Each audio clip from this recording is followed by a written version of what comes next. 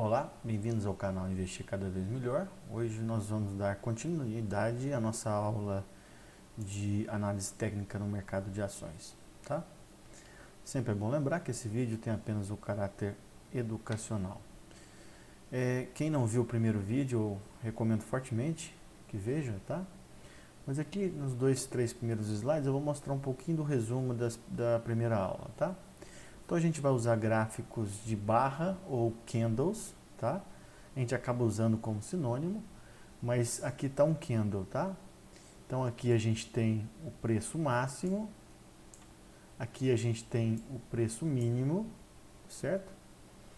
Nos candles de alta, que nos meus gráficos eles ficam em branco, a abertura fica embaixo, aqui o preço de fechamento fica em cima, tá?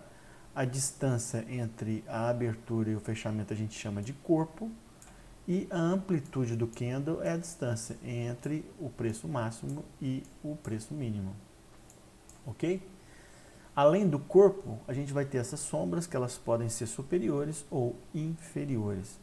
O candle de baixa é um candle, geralmente nos meus slides marcados em preto, e onde a abertura vai ficar acima do preço de fechamento. Os demais aspectos são semelhantes. Sempre é bom lembrar que cada barra no gráfico ela representa um período que você estipulou, tá? Ele pode ser um gráfico semanal, ele pode ser um gráfico diário, ele pode ser um gráfico de 60 minutos e assim vai, tá?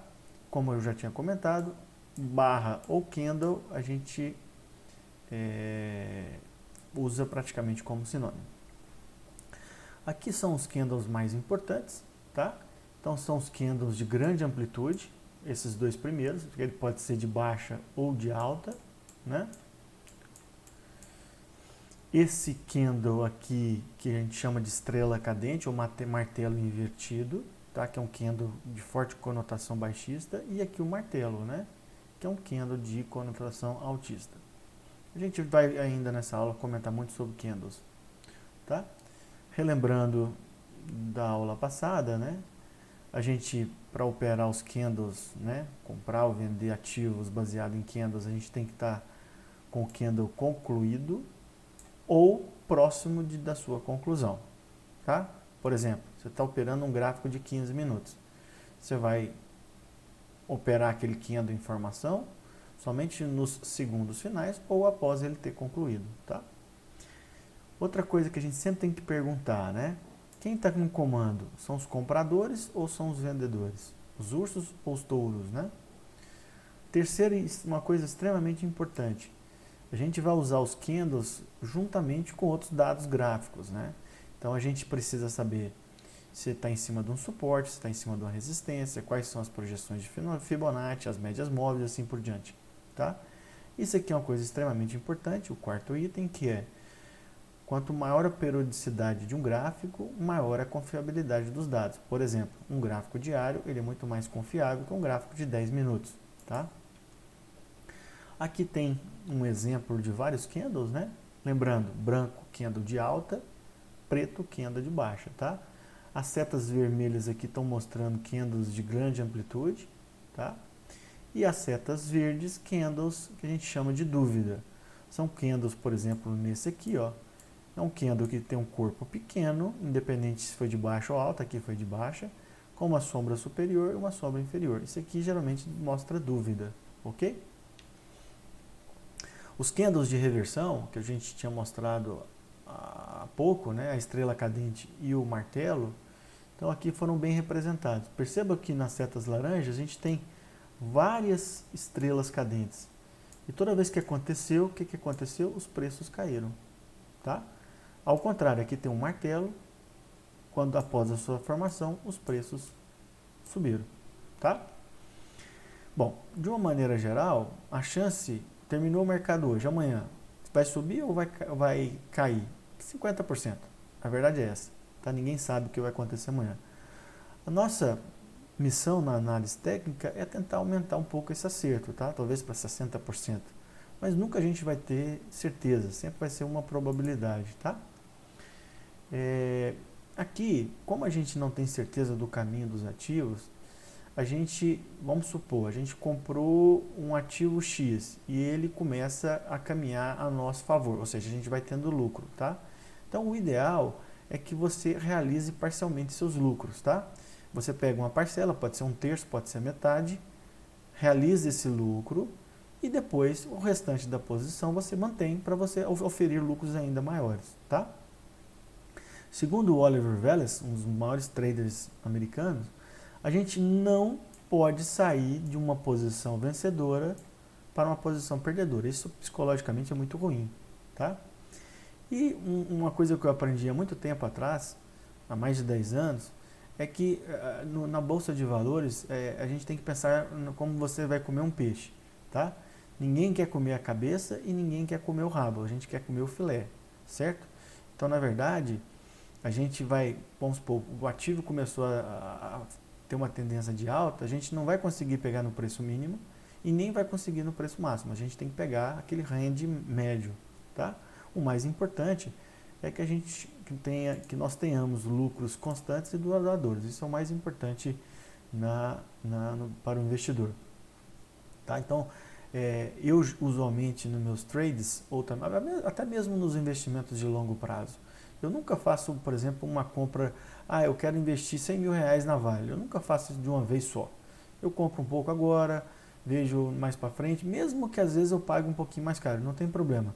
O importante é a gente acertar o rumo do ativo, tá? E na hora de vender, a mesma coisa, tá? Não queiram acertar o alvo sempre que vocês não vão acertar, tá? Outra coisa muito importante que eu vejo com os operadores iniciais é querer operar muito alavancado. O que é operar alavancado? É operar com o dinheiro dos outros. As corretoras usualmente te dão uma margem para você operar mais que o seu capital, só que isso usualmente traz maus resultados. O ideal é que você opere do tamanho do seu capital, tá? Isso é extremamente importante. Eu comentei no primeiro vídeo, né, que para a gente ter sucesso no mercado de ações, seja por investidor de longo prazo ou investidor de curto prazo, a gente precisa de conhecimento, dedicação e disciplina. Mas como é que é isso na prática, tá? Isso aqui foi muito bem demonstrado no livro do Dr. Alexander Elder, que eu li esse livro em 2007, 2008, tá? Então, assim, o sucesso do investidor, você precisa ter método, você precisa ter controle sobre o dinheiro e controle sobre a mente. Ele chamou isso de 3 M's, né, em relação aos termos em inglês, tá? Então, o que é o controle do dinheiro? É a gestão de risco. Lembre que a gente comentou nos vídeos anteriores que o mais importante quando você entra no mercado de ações é a preservação do capital, tá? Depois a gente vai aumentar o patrimônio. Então, antes de ganhar, a gente tem que saber proteger os nossos investimentos. E aí o Dr. Alexander Elder, ele propõe as regras do 2% e de 6%. O que é isso? Bom, a regra dos 2% é o seguinte: qualquer trade que você fizer, o máximo que você pode perder é 2%. E o máximo que você pode perder com os vários trades que você fazer no mês é 6%. Tá? Então, o que acontece? Isso aqui no começo a gente pode achar, mas as porcentagens são pequenas. Mas é isso mesmo, a gente tem que ter um controle muito grande sobre o nosso capital. E se a gente tiver sucesso nas nossas operações, a gente, mês a mês, o nosso capital vai aumentar e essas porcentagens vão poder dar um número absoluto maior, tá? Então, por exemplo, você tem 100 mil reais e você tem uma Vale cotada a 12 reais, né? E você coloca o stop em 11, o alvo em 14. Quantas ações eu posso comprar? Então, simples, né? No máximo 2.000 ações pelo stop que você tem, tá? Eu usualmente, nos trades muito confiáveis, eu uso esse limite de 2%, tá? Nos trades que eu tenho um pouquinho mais de dúvida, os sinais não são tão concordantes, eu uso uma porcentagem a menos, tá? Isso aqui é extremamente importante, tá? Eu sei que é chato, mas todo trader precisa ter boas planilhas de trade, não tem como ser diferente, tá? Então a gente tem que, na nossa planilha, qual que foi o ponto de entrada no ativo, qual que é o alvo esperado, nós vamos realizar parcialmente os lucros, qual que é o stop e qual que foi o resultado, tá? E, obviamente, o mais importante é o que está listado aqui em vermelho, né? O nosso capital no final do mês, ele tem que ser maior que o capital do início, né? Que é o conceito de stop? Stop vai ser aquele ponto onde a operação foi contrária ao que a gente esperava e a gente precisa encerrar aquilo no prejuízo, tá? Nas operações de curto prazo, eu considero o stop praticamente obrigatório, tá? Nas operações de longo prazo, não, tá? O que a gente pode colocar, por exemplo, você comprou uma ação para longo prazo a 10. Na hora que ela chegou a 8, você precisa rever os fundamentos, se aquilo ali, se aquela tese sua ainda é válida e tudo. Aqui não. No curto prazo, o que a gente quer é limitar o nosso prejuízo e pular fora, tá? Uma coisa que acontece muito, infelizmente, é o que a gente chama de violinada. O que acontece? Você vai lá, compra o ativo a 15, aí botou o stop a 14, só que aí o ativo vai a 13,90, te tira do jogo e aí a partir daí ele começa a subir, vai para 15, 16, 17, 18. Isso vai acontecer, tá? O que eu recomendo é o seguinte, você vai lá, estopou. Possivelmente, no futuro, aquele ativo vai dar um sinal de compra de novo e você entra novamente, tá? O que não dá para acontecer é você comprar um ativo a 15 de curto prazo e ele cai para 13, 12, 11, 10 e isso é frequente no mercado financeiro, tá? Esse aqui é o André Machado, um dos grandes analistas técnicos do Brasil, né, apelidado de Ogro de Wall Street, né? Ele fala que o que mais tira o trader dos bons resultados ele começa, o trade dá certo, então ele já conquistou um lucrozinho, aí ele quer e vai lá e realiza tudo. Então aquilo que eu comentei, qual que é o ideal? Você vai lá, realiza parcialmente, um terço ou a metade e deixa o restante seguir em direção ao seu alvo inicial, tá? Isso aqui é outra coisa muito importante, tá?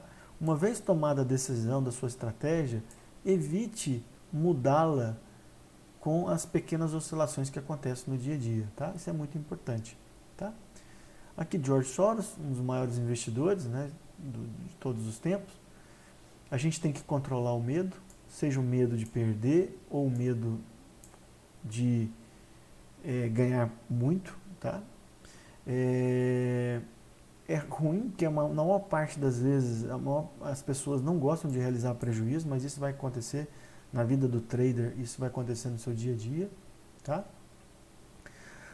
Limitar os prejuízos, né? A tendência do amador ele aceita grandes prejuízos e limita os ganhos, fuja dessa regra, tá? E isso aqui é extremamente importante. A gente tem uma tendência a achar que a gente vai comprar um ativo e ele vai seguir a direção que a gente imaginou. Nem sempre é assim. Muitas vezes a gente compra um ativo, ele vai dar uma estressada perto do nosso stop e depois a gente vai ganhar dinheiro, tá? Então, não confunda, arrogância é um negócio problemático no mercado de ações, tá? A gente não pode ser convicto nas coisas onde não tem como ser convicto, tá? Então, isso é extremamente importante. Outra coisa que é muito comum no mercado, e isso já é mostrado nos casos de finança comportamental, que é a dor da perda, ela é sempre muito maior do que que o prazer dos ganhos, né? Tá? E por isso que acontece aquilo que a gente comentou, né? Os amadores acabam tolerando perdas enormes e acabam limitando os ganhos, ok? Então essa aqui é a maior dica que eu posso dar para vocês.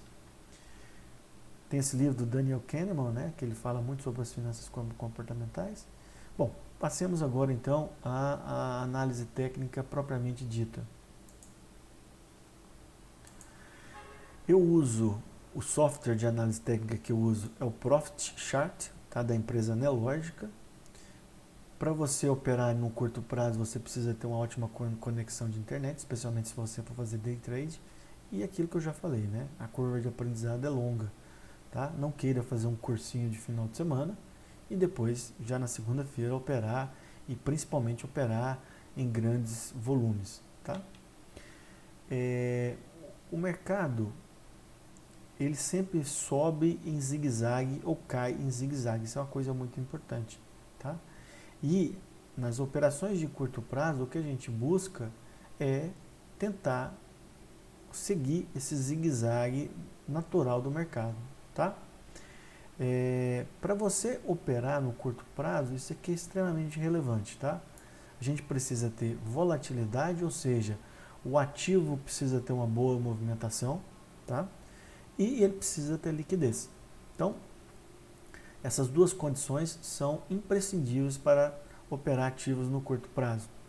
Outro conceito extremamente importante que a gente tem que lembrar do mercado financeiro é a resiliência dos movimentos. A resiliência ela pode ser resumida da seguinte forma: quando um ativo entrar numa tendência de alta, ele vai tentar explorar essa alta ao máximo. Ele vai até os limites e só depois de toda essa alta que ele vai tentar retornar à média, tá? Isso é muito comum, por isso que a gente não pode limitar os nossos ganhos de uma maneira total, ok? Aqui, outro dado fundamental em operações de curto prazo. Além da movimentação dos preços através dos candles e barras, que nós já comentamos um pouco e vamos comentar mais, a gente tem que avaliar o volume financeiro daquela barra ou daquele candle, tá? É o principal fator de credibilidade, tá? Eu acredito que o uso é obrigatório, tá? Nem todos os traders usam o volume financeiro, eu uso em todas as minhas operações e vou mostrar para vocês, tá? É um critério de confirmação, tá? Bom, vamos mostrar aqui na prática. Então aqui, ó, aqui está o movimento dos preços, tá? O movimento dos preços. E aqui abaixo está o volume, tá? Além do volume, essa linha azul aqui embaixo é uma média de 20 períodos, tá? Então eu quero saber sempre se aquele volume está acima ou está abaixo da média ou até mesmo na média. Isso é extremamente importante, tá? Bom, quando a gente tem uma alta nos preços, como aqui demonstrado, e uma alta no volume, o volume é crescente, esse movimento é confiável. Quando a gente tem o contrário, os preços estão aumentando, mas o volume ele é decrescente, a gente tem uma divergência. E isso geralmente é um mau sinal, tá? Olha aqui o mercado futuro.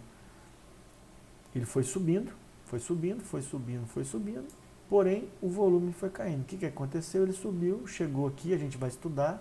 Aqui é uma coisa que a gente chama duas torres, é o Twin Towers, né? Duas torres gêmeas. E aqui isso é um sinal claro de reversão no curto prazo. Outro conceito muito ligado ao volume e que é fundamental é o conceito de pico de volume, tá? Em geral, quando você tem um grande volume financeiro, aquilo ali indica ou o final do movimento ou o início de um novo movimento, tá? Talvez no dia a dia meu, principalmente nas operações de day trading, é um dos sinais que eu mais uso, tá? nas minhas operações, e a gente vai estudar isso. Então perceba aqui, ó, o dólar em 2015, ele vinha numa forte tendência de alta, de repente ela faz essa barra preta aqui, ó. Além de fazer essa barra preta que tem conotação negativa, olha o volume que foi negociado nesse dia, muito acima da média. Então isso significa uma reversão e o que aconteceu nos dias seguintes, tá? Olha esse ativo aqui, esse ativo chama Unicasa, né, que é uma empresa de móveis pré-moldados para cozinha, essas coisas assim. De repente ela vinha numa tendência de queda e de repente fez um candle branco e com alto volume. Ou seja, isso aqui poderia ser o começo de um novo movimento ou o fim daquele movimento vigente. Olha o que aconteceu. Depois disso, o ativo teve mais de 50% de alta em poucos meses, tá? O porquê que aconteceu isso? Possivelmente aconteceu alguma coisa na empresa, algum dado importante.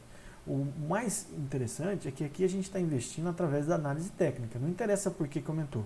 O interessa é que teve um pico de volume e após esse pico de volume, a gente vai terminar um movimento ou começar um novo movimento, como aqui muito bem demonstrado, tá? Mais uma vez, repito, é um sinal que eu uso muito no meu dia a dia, tá? O Oliver Wallace fala que o volume é igual ao combustível para o carro, tá? Então a gente tem que aprender a operar o que ele chama de clímax de volume, né? Que geralmente são sinais de reversão. Outro indicador muito utilizado em análise técnica são as médias móveis.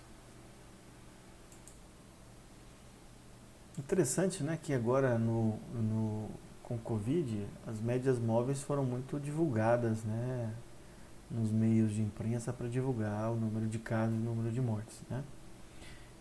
Em análise técnica eu acho fundamental o uso delas. A gente vai comentar sobre as médias móveis aritméticas e exponenciais. A aritmética é o seguinte: vamos supor que a gente quer saber a média dos últimos 14 dias. A gente soma aqueles 14 dias e vai dar uma média, dividido por 14 e vai dar uma média. Na média exponencial, você tem um cálculo matemático que você prioriza os dados mais recentes. Então, a gente costuma falar que essa média exponencial ela é mais rápida, tá? A gente pode usar um período de 14 dias, como a gente está usando agora no Covid, mas a gente pode usar 9, 20, 200, e aí vai, 80, 7, 8, cada trader pode usar o que quiser. Eu uso essas três aqui, acho que são as mais importantes. Existe um conceito no mercado financeiro importante, que é a tendência do retorno à média. Então, o ativo, às vezes, ele afasta daquela média para depois voltar. Então, por exemplo, o ativo que afasta muito da média, a gente tende a pensar que no futuro ele vai voltar a encostar na média. Ok?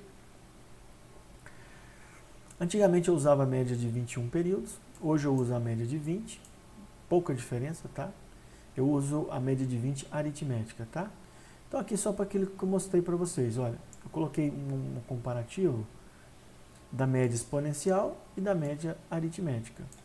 Perceba que nos últimos dias o ativo caiu muito mais, certo? Então ela priorizou os movimentos de queda, por isso que a média exponencial ela acaba ficando mais baixa que a azul, porque ela valorizou mais os últimos preços, tá? Usualmente eu uso quase todas elas aritméticas, apenas a média de 9 períodos, que eu quero operar no curto ou curtíssimo prazo, que eu uso a média exponencial. E sempre lembrar que a média de 200 períodos, isso é no mundo inteiro, tá, gente? Que é uma média que é considerada um divisor de águas. Os preços estão acima, a gente está no mercado de alta, os preços estão abaixo, no mercado de baixo. Olha aqui, por exemplo, nesse exemplo. No dia 26/8/2019, né, o Ibovespa, após vários e vários dias de queda, aproximou-se de um suporte, que é essa linha azul, e também da média móvel de 200 períodos aqui em lilás, tá? Então isso aqui é um marco muito importante, tá? Eu escrevi que o Ibovespa estaria perto de sua reversão. O que aconteceu? Ó, fortíssima barreira entre 94 e 97, porque tinha a retração de Fibonacci, que a gente vai estudar, a média de 200, mais a LTA de longo prazo, que é esse pontinho listrado aqui. O que aconteceu? O ativo bateu lá e depois teve uma forte alta. Isso a gente vai usar no dia a dia. Lembrar, as médias móveis mais importantes, a de 20 períodos para operações de curto prazo, 9 períodos para operações de curtíssimo prazo, como day trade, e a de 200 é um ótimo marcador para aumentar investimentos se você opera pelos fundamentos, ou para a gente ficar esperto para a reversão de tendência, ok?